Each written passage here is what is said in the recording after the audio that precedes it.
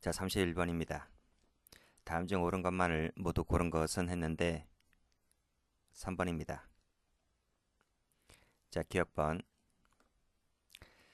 자, 필요한 사항에 관해서 신속하고 간결하게 신문해야 되며 개인적인 사항에 대해서 신문할 수 있다 했죠. 틀렸습니다. 자, 변론이 없을 때는 직권으로 선정해야만 되고요. 동그라미. 자, 신문에 참여할 변호인은 자, 이러이러한 것들을 열람할 수 있고 그리고 자, 끊으세요. 자, 지방법원 판사는 영장 청구서를 제외하고는 열람을 제한할 수가 있습니다. 동그라미. 자, 리을번. 출석을 거부하거나 질병 기타 부득이한 사유로 인해서 자, 출석할 수 없을 때에는 자, 경찰서에서 피의자에 대한 구속전 신문을 할 수 있다고 했습니다. 동그라미. 자, 공개하지 아니하지만 상당하다고 인정할 때는 이해관계인의 방청을 허가할 수 있다고 했습니다. 동그라미.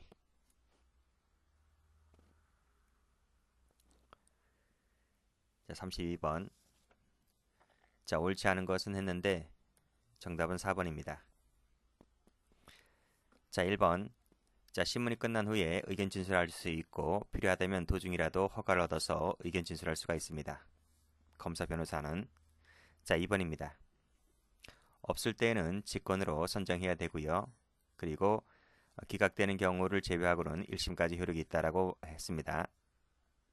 3번. 자, 취소가 되어서 변론이 없게 되었을 때는 직권으로 선정할 수 있다 했고요.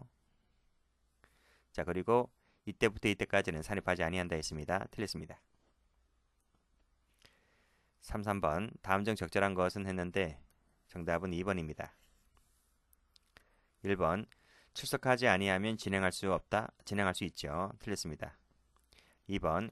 구속전 피의자 신문을 자, 피의자나 법관의 필요성 판단에 관계없이 자, 필요적으로 실시하도록 하고 있다. 맞죠? 2번. 신문 절차는 원칙적으로 공개한다. 비공개라 했잖아요. 그쵸? X. 자, 그리고 이제 앞에서 읽었던 것처럼 비공개가 원칙인데 상당하다고 인정할 때는 이해관계인의 방청을 허용할 수 있다, 허가할 수 있다라고 했습니다. 그 단서까지 알아두세요. 자, 국가안전보장 질서유지 이거 아니고요. 뭐 그럴듯하지만 아닙니다. 자, 해설 한번 가봅니다. 여기 보시면 비공개가 원칙인데 끊고 상당하다고 인정하면 누구를 이해관계인의 방청을 허가할 수 있다. 요 부분입니다. 자, 지문처럼 나오면 틀려요. 자, 4번. 없을 때는 직권, 그리고 기각될 때는 제외하고는 1심까지. 틀렸네요. 신문시까지가 아니고 1심까지. 자, 1심까지 효력이 있다. 34번입니다. 옳지 않은 것은 했는데 4번입니다.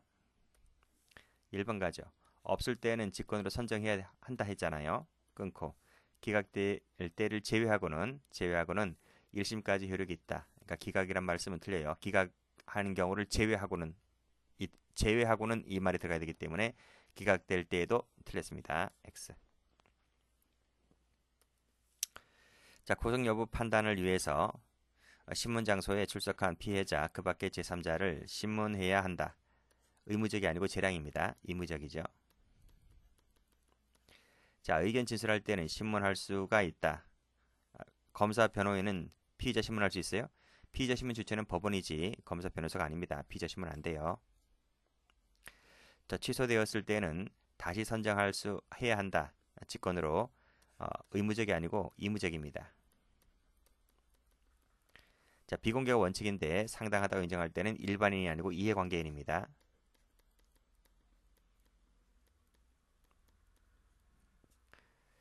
자, 뭐뭐 할 수 있는지, 해야 되는지, 임의적인지, 필요적인지 다시 한번 봐두시고 35번입니다. 옳은 것을 모두 골라라. 정답은 3번입니다. 자, 기억번. 다음 날까지죠? 동그라미. 자, 2번. 검사와 변호인의 피의자의 변호인은 구속 전 피의자 신문결의 출석해서 의견을 진술해야 된다. 할 수 있다죠. 의무적입니다.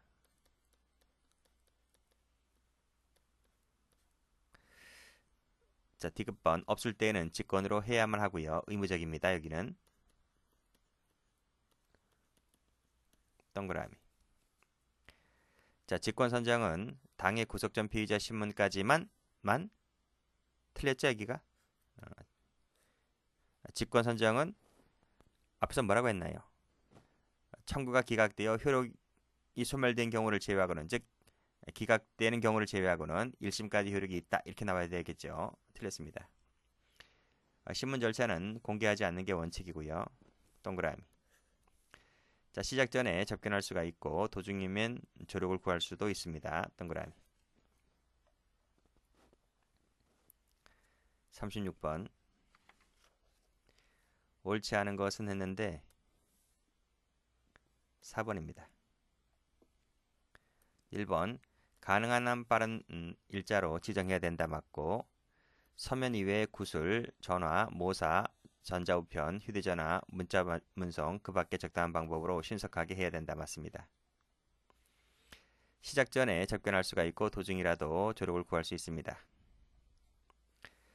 자, 판사는 구속 여부 판단하기 위해서 제3자를 신문해야 한다. 의무적이 아니라 재량이죠. 의무적입니다. 의무의적. 틀렸습니다. 자, 37번. 자, 적절한 것은 했는데 정답은 2번입니다. 1번 변경할 수 없어요. 원칙적 비공개고요. 맞습니다. 자, 질병 기타 사유로 출석이 현저히 곤란하면 반드시 연기해야 된다. 반드시는 아니죠. 자, 법원이 피의자를 신문하는 경우에는 산입되지 않습니다. 자, 38번입니다. 다음 중 적절한 것은 했는데 정답은 3번입니다. 자, 1번. 자, 영장이 청구된 피의자의 신청이 있어야지만 신문할 수 있다. 아니죠. 신청 유무를 불문하고 직권으로 할 수 있습니다. 직권으로 할 수 있다도 아니고 해야만 됩니다. 그래서 여기도 틀렸네요. 해설 갑니다. 자, 불문하고 직권이죠. 필요적 절차라고 하는 거 알아두시고, 자, 그래서 2번도 가보면 재량이다. 틀렸습니다. 자, 3번. 체포된 피의자에 대하여는 지체 없이 신문해야만 한다. 의무적이라고 말씀드렸고, 그리고 이것은 다음 날까지 신문해야만 됩니다. 맞죠? 3번입니다. 4번을 보면 취소되어서 업계되었을 때는 직권으로 다시 선정할 수 있다는 거죠. 앞에서 한번 선정했기 때문에 그 다음은 의무적입니다. 39번입니다. 옳은 것은 몇 개인가 했는데 1번입니다. 자, 기억번. 실시 여부는 필요적이죠. 틀렸고. 자, 니은 풀었습니다. 만자 틀렸고 해야 된다고 했습니다. 필요적. 여기도 틀렸고요. 자, 없을 때에는 곡선 변호인을 선정해야 한다. 의무적이죠. 동그라미. 원칙적 비공개라 했습니다. 틀렸습니다. 휴대전화로도 가능합니다. 서면 외에. 자, 동그라미. 자, 40번입니다. 다음 중 옳지 않은 것은 했는데 정답은 2번입니다. 자, 횡령죄, 그리고 여기 사기죄. 자, 재차 구속하였다면 위법이다. 자, 맞나요? 맞죠? 횡령죄나 사기죄, 여기 보면 기본적인 사실관계는 동일하다는 거예요.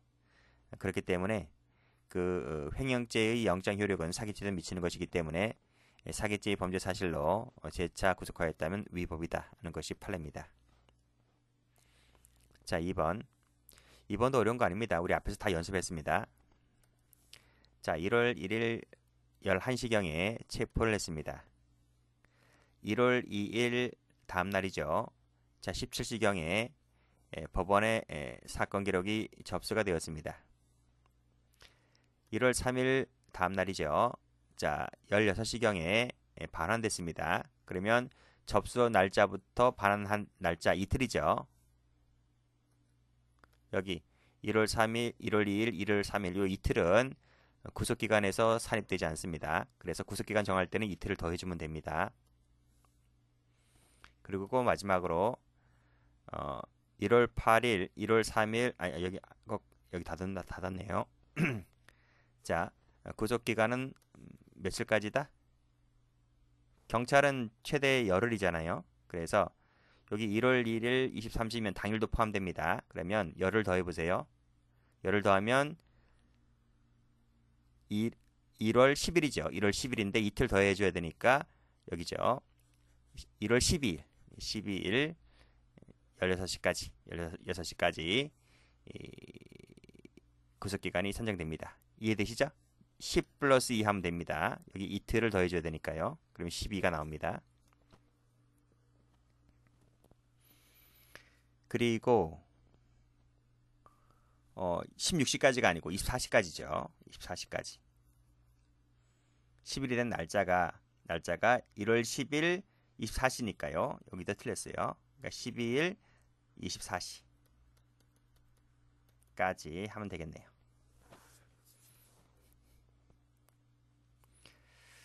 자, 3번입니다.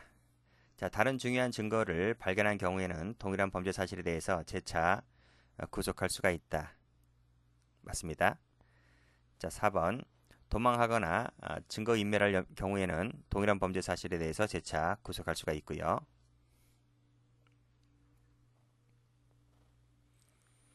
41번입니다. 옳지 않은 것은 했는데 정답은 3번입니다.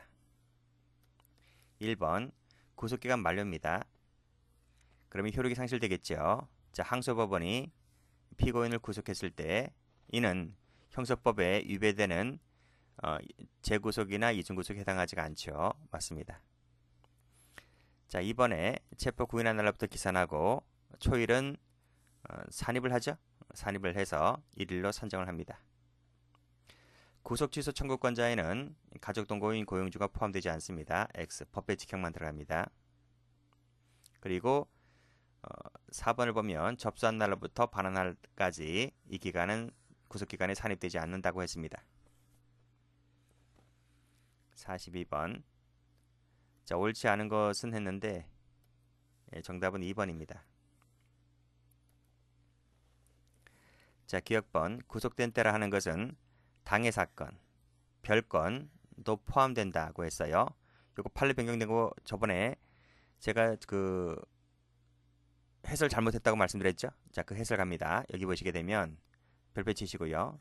최신 판례이기 때문에 앞으로 계속 나올 겁니다. 자, 구속된 때라 하는 것은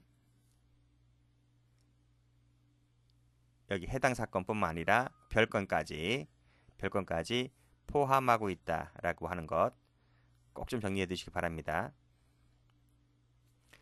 자, 2번 갑니다. 여기까지 맞죠? 뭐뭐한 경우를 제외하고는 정지해야 되지만 급속할 경우는 예외다. 그리고 기피 신청으로 정지가 되더라도 이때 구속기간은 정지가 되죠. 됩니다. 아니 된다. 틀렸습니다. 송달은 누가 한답니까? 교도소장이 하는 겁니다. 그리고 구속된 자에게 정달된 여부와 관계없이 소장에게 송달되면 효력이 발생합니다. 집행 정지 중에 있는 경우, 그 경우는 구속 중인 경우라고 볼 수가 없죠. 왜냐하면 형 집행 정지 중인 경우에는 지금 깜빵에서 나와서 자기 사회, 일반 사회로 돌아가고 자택에서 있다 보니 이건 구속 중인 것이 아니죠. 43번입니다. 다음 중 옳은 것은 했는데 정답은 3번이죠. 1번입니다. 1번 풀었어요. 앞에서 구속기간 만료 항소법원 구속하였다면 이중구속에 해당하지 않는다고 했습니다. 자, 구속기간 만료네요. 종전 구속영장에 기재된 사실과 다른 범죄 사실로 피고인을 구속하였다는 사정만 갖고서는 위법이 아니다. 그쵸? 이중구속 긍정한다고 했습니다. 우리 판례는 이중구속 인정 이렇게 적으시면 돼요. 자, 없을 때에는 직권으로 선정해야 된다. 의무적이라고 말씀드렸고 그때는 기각되는 경우를 제외하고는 1심까지 효력이 있다는 것까지 다 했습니다. 자, 4번 범죄 중대성, 위험성, 그리고 위해 우려. 자, 이것은 새로운 구속 사유를 추가한 것이다. 아니죠. 구속 사유를 추가한 것이 아니고 이런 것은 구속 심사를 할 때, 구속 사유 심사할 때 하나의 고려 사항입니다. 고려 사항인 것이지 새로운 구속 사유를 정한 것이 아니다 하는 거예요. 해설 한번 가볼까요? 해설 보시면 이렇게 나와 있잖아요. 고려해야 된다. 이렇게 나와 있습니다. 그래서 하나의 고려 사항일 뿐이다. 이렇게 정리하시면 되겠습니다.